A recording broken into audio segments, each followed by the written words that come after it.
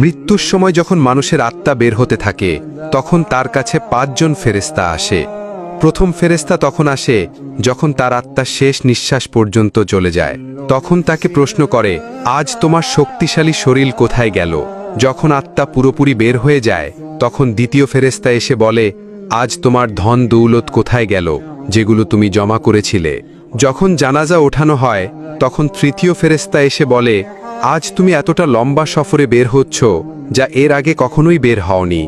আজ তোমাকে এমন এক ঘরে শোয়ানো হবে যেখানে নিঃশ্বাস নেওয়ার মতো জায়গা নেই।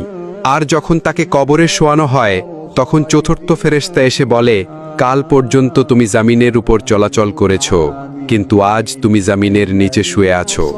কাল পর্যন্ত তুমি হাসছিলে, কিন্তু আজ তুমি কান্না করছো। কাল পর্যন্ত সবাই তোমার সাথে ছিল, আর আজ তুমি একা। আর যখন তাকে কবর দিয়ে সবাই চলে যায় তখন পঞ্চম ফেরেশতা এসে বলে, তোমার সব আপনজন তোমাকে ছেড়ে চলে যাচ্ছে। যদি তারা থেকেও যেত তাহলেও তোমার কোনো সুবিধা হতো না। আজকে তুমি জান্নাতের সুসংবাদ পাবে, নয়তো জাহান্নামের। আল্লাহ তাআলা আমাদের সকলকে সঠিক বুঝ দান করুন।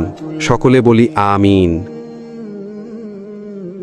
মৃত্যুর সময় যখন মানুষের আত্মা বের হতে থাকে তখন তার কাছে 5 জন ফেরেশতা আসে। প্রথম ফেরেশতা তখন আসে যখন তার আত্মা শেষ নিঃশ্বাস পর্যন্ত চলে যায়। তখন তাকে প্রশ্ন করে, আজ তোমার শক্তিশালী শরীর কোথায় গেল? যখন আত্মা পুরোপুরি বের হয়ে যায় তখন দ্বিতীয় ফেরেশতা এসে বলে, আজ তোমার ধন দৌলত কোথায় গেল, যেগুলো তুমি জমা করেছিলে? যখন জানাজা ওঠানো হয় তখন তৃতীয় ফেরেশতা এসে বলে, আজ তুমি এতটা লম্বা সফরে বের হচ্ছ যা এর আগে কখনোই বের হওনি। আজ তোমাকে এমন এক ঘরে শোয়ানো হবে যেখানে নিঃশ্বাস নেওয়ার মতো জায়গা নেই।